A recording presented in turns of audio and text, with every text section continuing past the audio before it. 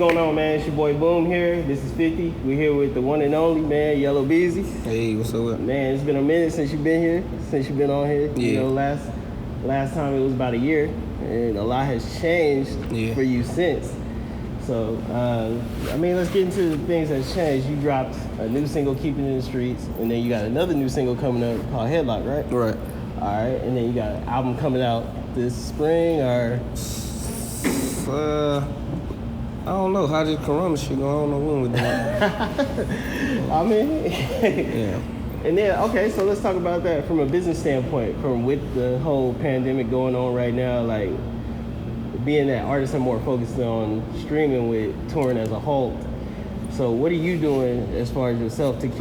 Really it's just drop new singles and new content because everybody on the internet right now. So it's actually a perfect time for like rappers to like market themselves for like on the internet and social media with like whatever they, any kind of content, you know what I'm saying, shooting videos, like I say, releasing new music.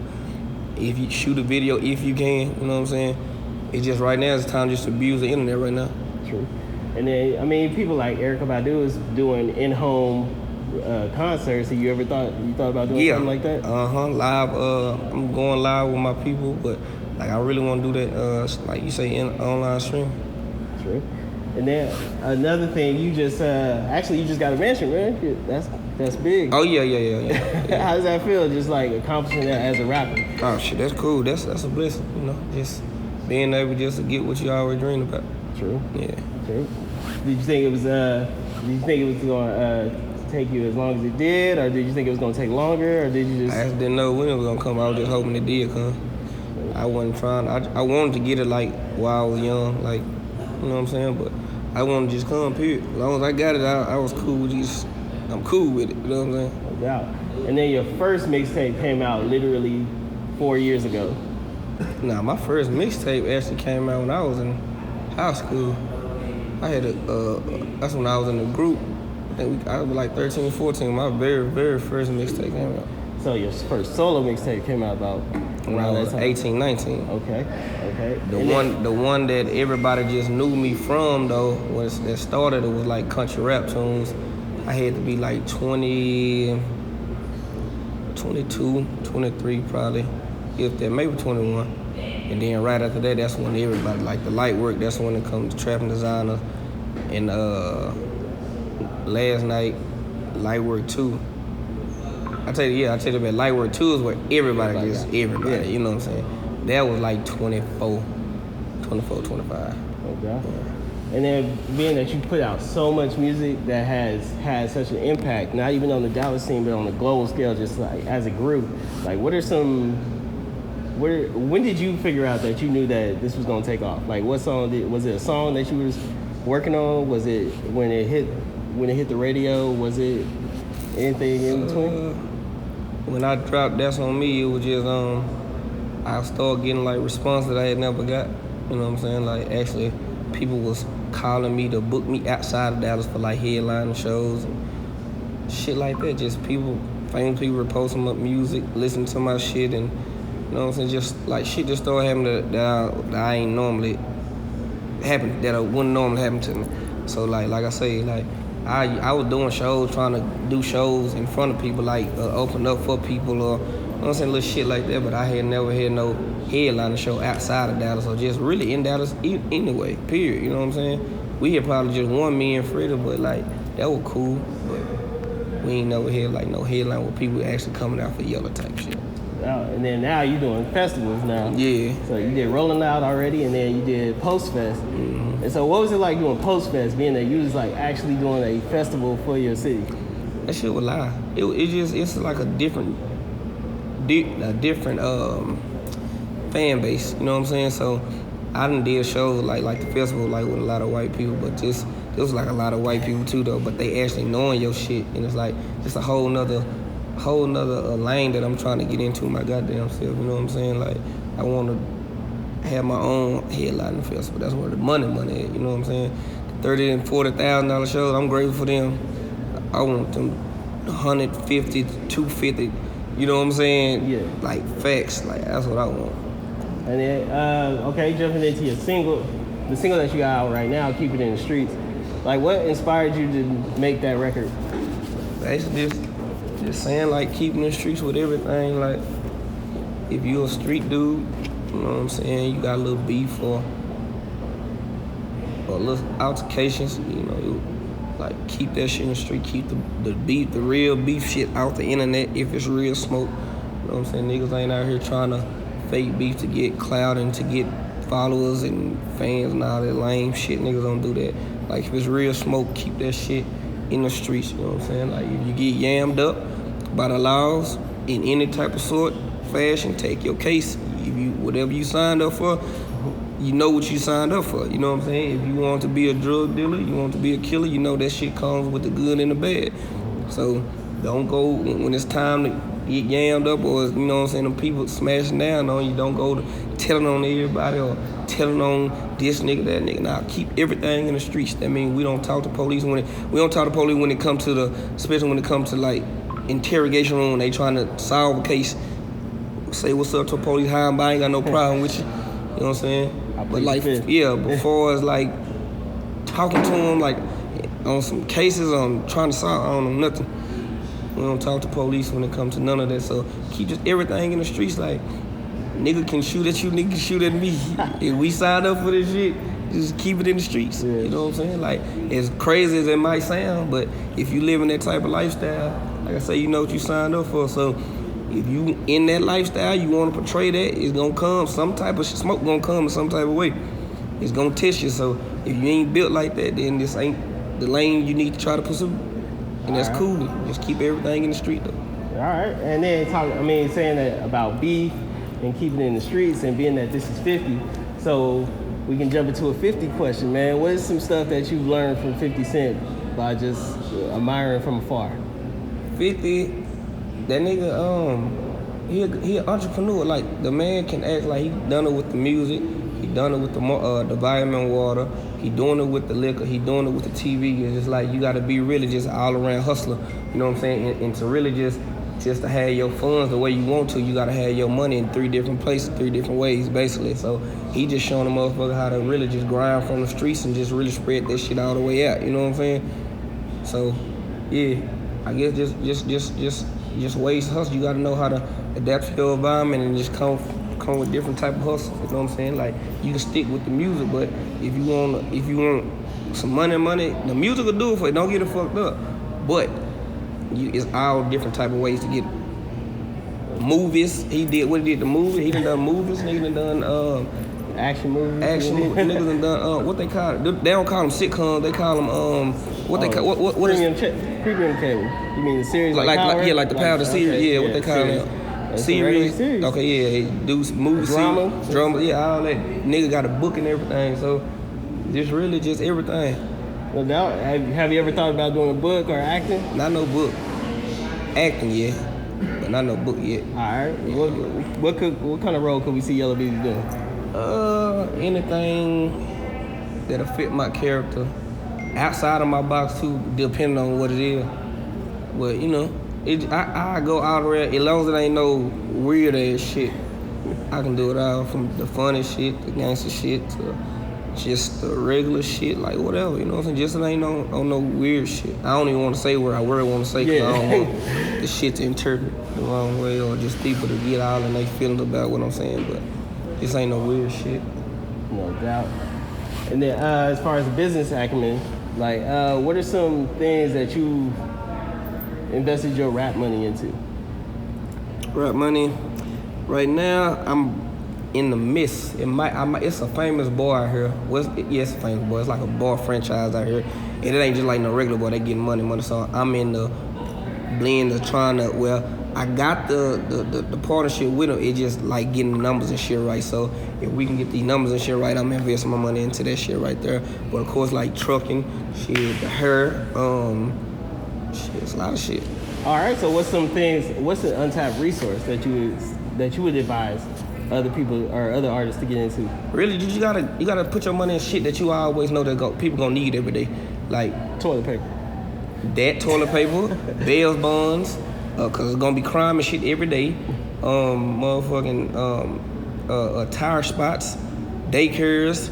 I even like Airbnbs, not even just Airbnb, like going to like boarding homes and like the home for the special needs, like the adult children that's like mentally challenged. Yeah. They got like homes that the government that you can set up like programs where like you had like 2-3 of them staying in the house. The government give you money monthly for them to eat and clothing and stuff like that. And then they got the adult daycare that at the same time where you can have a home where they staying at. The daycare they can go to, you can own that too. You know what I'm saying? It's always different ways to just expand, like especially like that. You want that type of money that state gonna provide for you. Yeah. You know what I'm saying? Then you, like you say, real estate and buying to land. That's one of the main things. You know what I'm saying? Actually, you ain't gotta build a community. Shit, just build a couple houses and get your money up on that type of way. You know what I'm saying? Real estate, invest into some type of little stock that you gonna have a common balance with. It ain't gonna too much decrease or even fuck with your money. You know what I'm saying? Buy into a little small apartment complex. Shit, you gotta know how. You gotta be all around the board with it. No doubt. And then speaking as further in music business, a lot of artists have been complaining about their record deals or bad contracts or whatever. You have managed to weave around all of that by staying independent and partnering with a company with Hitco. So like, what is it that you saw early on that you could have advised other artists about that helped you with your career? I had a little bad situation. It was before like the music had jumped up, but I ended up still having to pay the nigga some money, which he ended dropped not a cent on me, but I had to still do it. But I just wanted the blueprint. I just looked how P and Master P and Cash Money and QCP and them, how they did their shit. But like with this music today, like I advise artists, you still gonna need a major label. You know what I'm saying? Or you still gonna need some type of independent label that can move like a major label with the right funds. Cause you can have a hot ass singer today, but you gonna need a backup, and you still gonna that backup might not do it exactly what the first one did. You know what I'm saying? Your first smash. So when that steam simmer down, you gonna have to have some money to build that shit back up. And a lot of artists don't do that shit because they wanna stick to the independent grind, which is cool. But if you ain't got the paper for that shit, it's no such thing. Like to a certain degree, and with everybody with music, bro, you need a major or you need some type of independent that move like a major that can put the money up and have the right resources and everything, because you can't do it by yourself. Everything, it's no such thing. Even with the independent companies, they still end up merging or doing some type of split with a major. You know what I'm saying? You're gonna have to do it at some type of point. If you wanna be these big celebrities on the TVs, the Cardis, the Nickies, the Megs, from the Migos, the Young Thugs, the Juice WRLD, like you have to have a label, some type of label. They ain't doing it by themselves. Definitely not. And then you've but you just gotta make sure your deal structure is right. So what's something that you look for in a deal structure? Like what's like little points that you learned? Your masters, cause I mean, like when you sign with a major, you ain't gonna have your masters. Yeah. So it's other ways. It's like you gotta pinpoint like what you want. Like I can't just tell y'all just every fucking thing because when it's a contract, it's just a lot. But you gotta see how y'all splits lining up, your points, your answer. What's how you say ancillaries? How you say that shit? That like what's that shit called? Like how the label can get money like off of your shows, the merch and all that shit. Oh, you gotta see the residuals. Nah, not the residual. It's not residual. It's like 360s or it's not 360. I think it's called like ancillary. It's some shit. I can't remember the word. Okay. But it's like where it's like in your contract where they can get percentage of like your merchandise and shit like that. Pretty much you gotta everything. you gotta make sure that shit low as shit. You just gotta make sure all the points in like the deal structure and everything, like your percentages and all that shit is lined up right. Basically.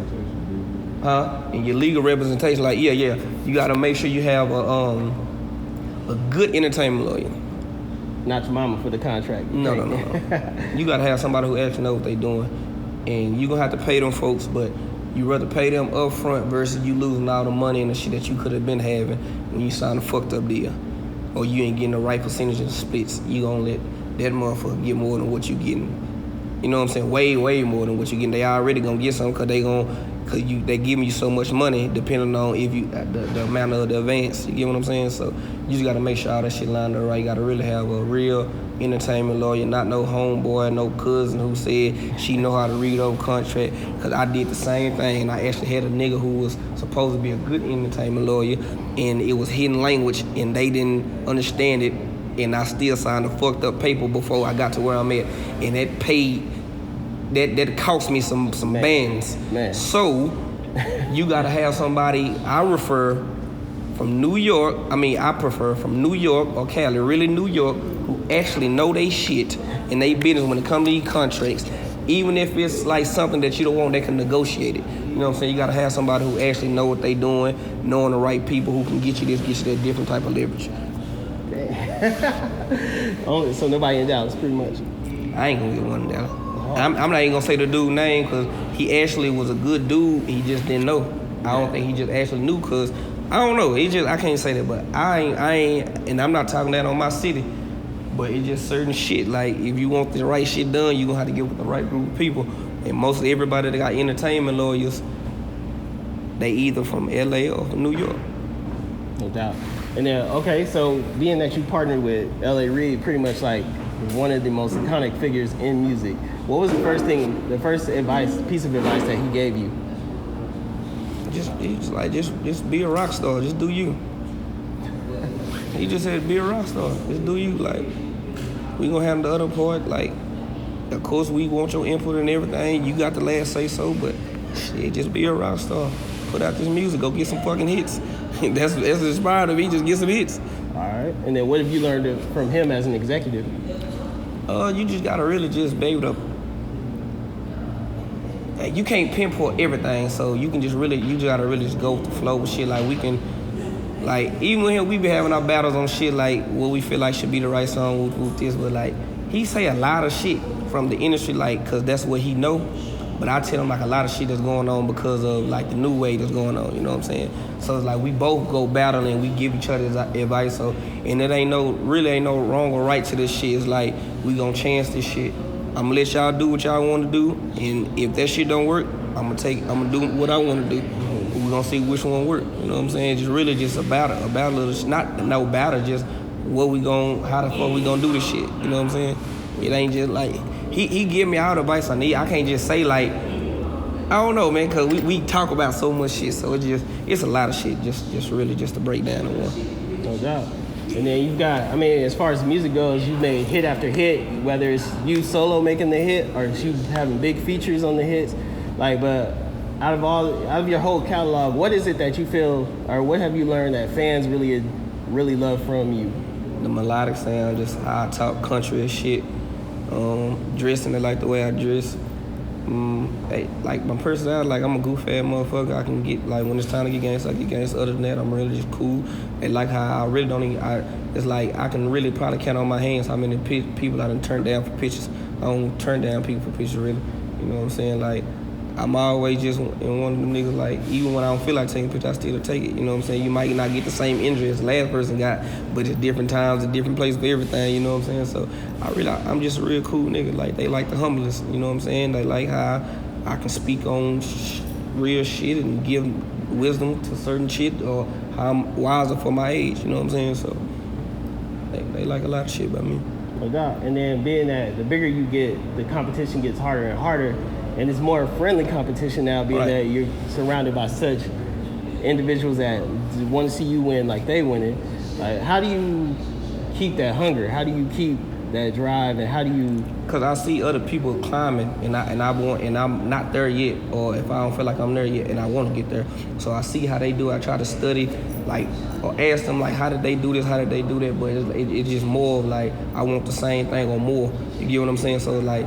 He did that, I know I can do that too. You know what I'm saying? Like it's one of them, like you say, a little friendly competition. Like, or like when we on the songs together, if I'm on the song with any one of the rappers or my partners, shit, we trying to battle for who got the best verse.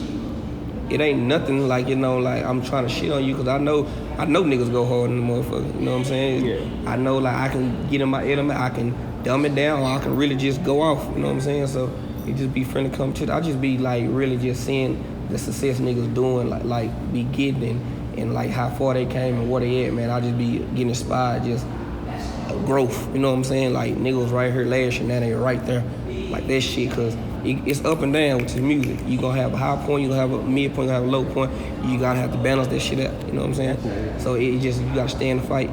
Just be hungry. I'm just hungry for success. And then being hungry for success, something that people really don't talk about that you did, you actually went toe to toe with literally the biggest artists in hip hop or in pop music in general right now with Drake when you had your single pretty much dethroned his. Yeah. So like, did you guys ever have a conversation about it? Like I know you've talked to him. I talked to him a couple times, but we ain't never got into that type of shit. Like it always been on some cool shit. Like I ain't really just had like sat down, had no one-on-one where we just really just get deep into conversations and my opinions and his opinions on shit. But I ain't really just think about it till you just said it. I remember when it was going on, but I guess it never just hit me like that. I mean, you made the Rolling Stone, and they talk that that's a big deal when they see that you, small-time artist at the time from Dallas, like literally came up and took like a David and Goliath approach. Yeah. So, and then being as far as competition goes, man, we lost Kobe.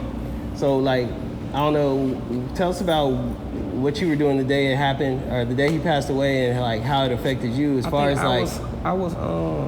Where was I at? I think I was in LA. I wasn't in LA at that time. Or was it? I think I was on my way to LA or in LA. Something like that. My mama had called me. And I was like, nah, I ain't heard about that. I would have heard about that. Then I started looking, I was like, damn, that is true. But it's just crazy. I just remember like growing up, bro. Like that was my cousin's favorite player. I hated the Lakers. I hated them. I liked the Kobe. I liked the Shaq. Yeah. I always say Kobe was a ball hog. That's you know how that shit would go. Yeah. I was a big AI fan. Yeah. But you had to respect him. Like it's one of them situations like if like you bout it and you know another nigga bout it, it's like you gotta give a nigga credit. Like you might be bout with everything you bout, but he bout the same shit. You know what I'm saying? Like you can't knock him. Like you can't, if anybody say that man then ain't no legend or influence motherfuckers or just conquered the game, you a fucking liar and you a hater. Man, what about has his work ethic ever or influenced you? Like when I heard like how he'll go do like 3,000 or 1,000 shots a day. Yeah. Get up early in the morning. I was like, bro, that's dedication. Like you gotta be continue that same level of dedication and like over the years, how long he been there, bro? That nigga been in the league 17 years. Shit might be longer than that, ain't it? I believe it was 17. He did it. He got Nah, that man was in there like in the 90s too, man. He was in there. You gotta think about it. Jordan. I'm 28. Jordan retired like what? He was there in the early 2000s with the Wizards, but you gotta think he played when Jordan was in Chicago. You know what I'm saying? He been in there a long time. Let me see. Let me look that up. He been there a long time, bro. 96. I think it was not. It was like late 90s, 96, 97. Yeah. 96. You think so? Dropped 80. That was the last game. Come on, man. I think he dropped what 80, 84 before, 64, and one of the GOATs. One of them. Big ass influence. Man, and then dwelling on passings of like you being that you went through a similar situation, just to see like people like Pop Smoke and like Nipsey Hussle pass away the way they did. Like, how did it affect you? Like, how did you look back on it? I actually had a relationship with Nip. We ain't just had like the thickest relationship, but we had a relationship. Yeah. Had songs that we had never dropped or whatever. So that one fucked with me like the hardest, cause I actually like knew the nigga and like I say, when my situation happened, he was one of the first person I had talked to or whatnot. You know what I'm saying? We just had a good relationship, so that's just crazy. And then how this is that whole situation. Then with Pop, I didn't know him, but I knew of him. Yeah. And I actually liked the song. So before it even got like people's attention the way it is now, like in New York, that shit was heavy. So when I went out there one day with Cass, I seen him going so fucking still. I'm like, man, who the fuck is that? And I said, this you? He was like, nah, he from the same area though, who this, who with that. I was like, crazy. So when I went up there the second time, I said, bro, that's that song again. Then when Meek came home, I heard Meek listen to it. I said, okay, yeah, that motherfucker, whoever this nigga is, they going off on this shit. Then I heard Nikki actually got on that motherfucker. It was like, I was like, yeah, this nigga here going crazy. Like, I didn't actually know him. I hadn't had like a personal relationship with him. But like, of course, it was gonna be in the making because like on some culture shit that we both come from. You know what I'm saying? So popular demand. Yeah. Yeah. And then being that we see you got the Man Down chain on, so you and Earl have been seen together a lot. You guys are pretty much, I mean, you guys are best friends, are one of the closest. Yeah. Like, how does he keep you competitive? I mean, even though you guys are in two different genres or two different fields or whatnot, but like, I just look at it like me, him, Freddie. We at the forefront when it comes to Dallas right now. Yeah. And we all rock with each other real hard. And it's like we gotta keep that, cause like I say, you see a lot of people come and go, and then there's a lot of crab in the bucket mentality out here. So it's like I feed off their success. Their success keep me going just like my success keep them going. It's like we gotta keep this shit locked in, cause I see they ain't really just been known for boxers or music and no shit like that. You know what I'm saying? We had certain people that did what they did and went crazy with it beyond it, but like it's like ain't nobody ever just stood for a long time in the hip hop culture. You know what I'm saying? Then in the boxing culture, you can't name too many boxers that were from Dallas that actually succeeded. I ain't gonna lie, I only know of EJ. His trainer, Derrick James too. Yeah. But we don't know nobody else like that. Like we know like the hood stars, you know what I'm saying? But some like life happened to them, you know what I'm saying? We know niggas that should have been up there, but they could have got there. Yeah. But do you guys all trash talk each other? Like, do you guys? I mean, we talk shit all day. Yeah, we talk shit all day. Yeah. But it ain't like no shit like, oh, I bet I get this record. We don't do no shit like that. Like he don't be like, hey, look, I could drop a better 16 than you right now. Nah, hell nah. We don't do no shit like that. We don't do no shit like that. Nigga be like, man, let me put a verse on that motherfucker, or vice versa, or some shit like that. But nah, we don't be on that shit. He was in the studio with me the other day, telling me you was trying to sit your dumb ass down. Oh man, that would. I mean, that'd be for the Instagram, for the likes, box, for the view. Fuck that box, motherfucker. It's not like you can hop in the ring and be like, all right, man, you ready? Nah, I got some. I can get in there and do that. Got some for them shows, everything. Oh, nah, but he don't need to be trying to be like no Roy Jones start rapping and shit. Y'all must have forgot. and Roy Jones actually was alright with that rapping. Man. He had a good ass smash single. That's crazy. I smoke. Allen Iverson. I drink. Allen Iverson. No, nigga. We talking about Roy Jones. He the only successful boxer to come out like rapping and actually have a smash song. Well, I don't know if it was a smash, but it was a hit. Yeah. It was a smash. Like everybody was singing today, and they'll sing to this day. Oh, what other boxer rapper done it? I mean, like athlete done it. Oh no. Ain't too many. No. Kobe tried to rap too, didn't he? Yeah. Kobe tried to rap. Yeah. Shaq tried to rap. They said Damian Lillard good though. They said he got some. Antonio Brown, Adrian Broner. I don't know that. AB, that's my boy, but he needs to stick to boxing and them little slick ass slogans. That's my boy, but nah, that rapping, fuck that. Oh man, and then okay, so speaking of you guys, the Dallas music scene, man, look, you and Trap Boy are the two biggest artists in Dallas right now, but everybody wants to know, when are y'all gonna drop a collab? We always talk about this shit. Like they want that so bad out here. We gonna do it. Especially right, matter of fact, this Corona shit gonna make us lock in. We gonna get like a little 9-track EP for sure. Oh man, and then okay, so tell us how you guys two originally linked up. It's our hood. He from the hood, I'm from the same hood. We from the same hood, he from the outside, from the other side. So it's just like, it was just on some hood shit at first. So I would know what he had going on his side. He know what I had going on my side. Like niggas with money, fuck with niggas with money. So it wasn't like never know, oh, I'm in competition with this nigga. Like he had, I was having it. So we linked up just on some more shit. Then, of course, the music shit came. So it was just like on that type shit. And then being that social media usually buzzes with you guys with these lists of the top Dallas rappers or top Texas rappers, and you're always number one at the top. Like, man, how do you feel just being like at the top spot? Like, do you feel like you have to hold yourself to a certain standard, or do you just feel like you just don't pay attention to it at all and just keep moving the way you moving? I don't pay attention. I just let my work speak for itself. Like I don't try to crown myself as the king of Dallas, or if people want to feel like that, we're gonna let the fan choose. I'ma just really just grind my ass off, cause I ain't trying to slip up or I ain't trying to come in last. I work hard to get to the forefront, so that's what I'm standing on. You know what I'm saying? So I'ma just grind my ass off. No doubt. And then actually Dallas has a very huge and very popular female rap scene right now. Like, who are some female rappers that you were checking for, or that came across your radar?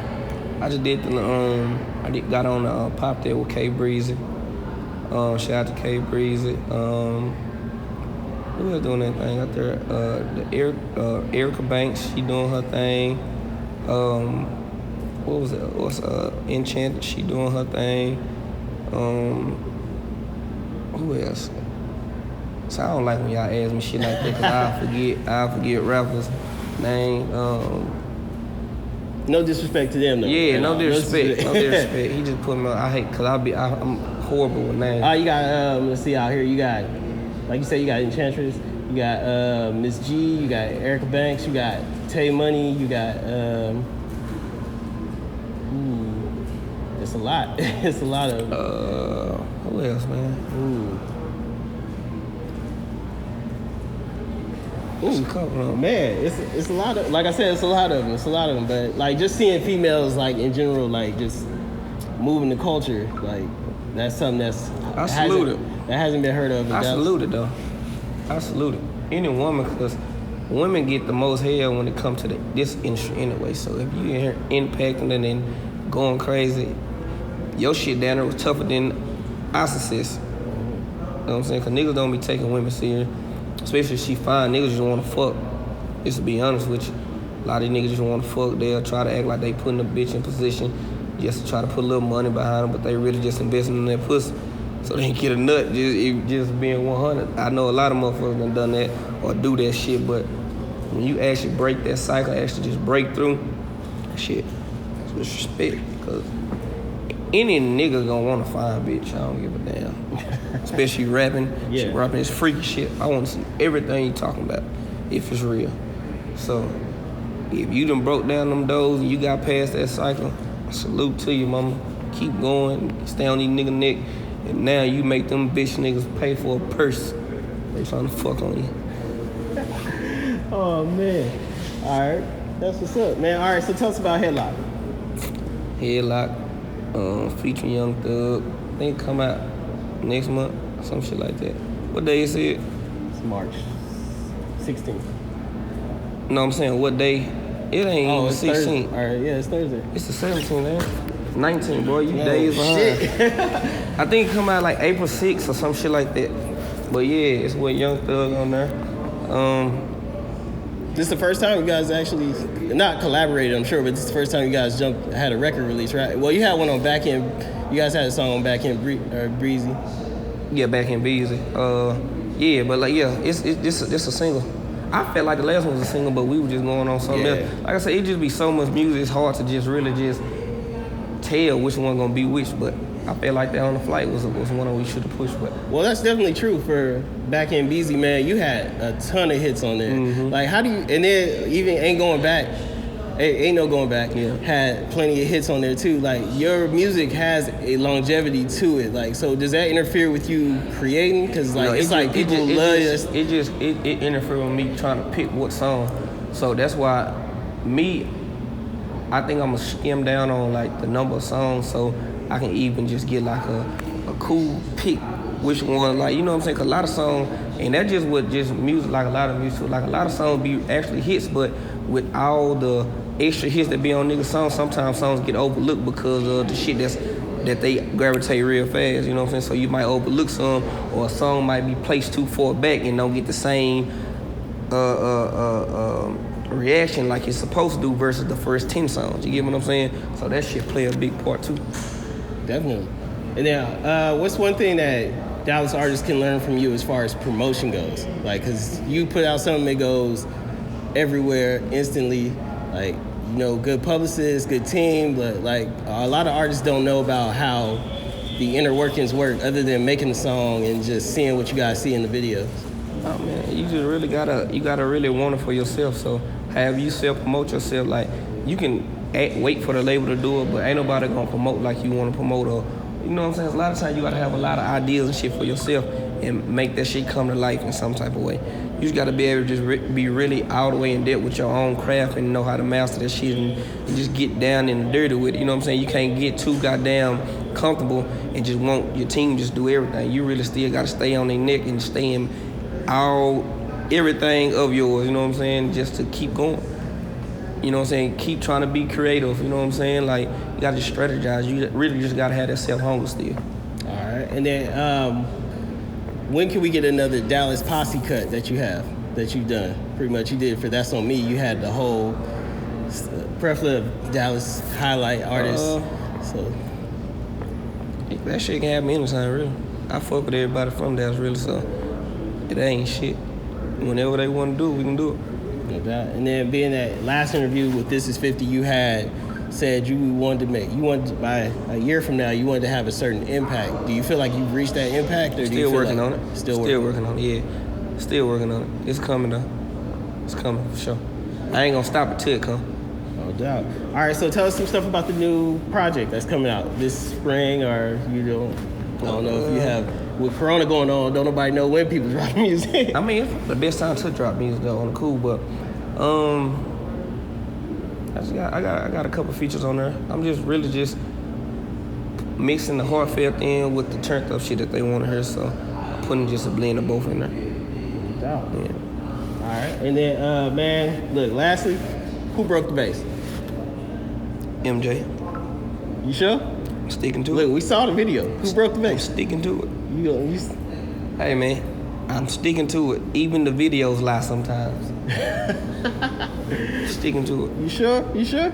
My son is out of town right now. He broke. Nah, I take that. I never let my son get through on the bus. Daddy took it. Daddy broke it. I ain't paid for it yet, but I'm gonna get to it. I'm gonna get around to it. No doubt. Oh, well, I mean, you know what, man? Hey, how does having a son like affected you creatively? Man, that shit blessed. That shit beautiful. Finna make him go call him right now. He out of town right now. I miss him, so that's my little dog, my mini-me, so that nigga, he my drive sport, like for real. No doubt. Yeah. All right, man, and then if you want to let people know when the new music drops, make sure you go check out Keeping in the Streets right now. And, man, let them know when everything coming. April 10th. Oh, April 10th is when I'm dropping Headlock. And what? Oh, yeah. I'm dropping, what he just said? I don't know, nigga. April 10th, Young Thug, Yella Beezy, Headlock. Stay tuned in. Yella Beezy 214, all social media. Crazy. All right, man. Later. We out here. Peace.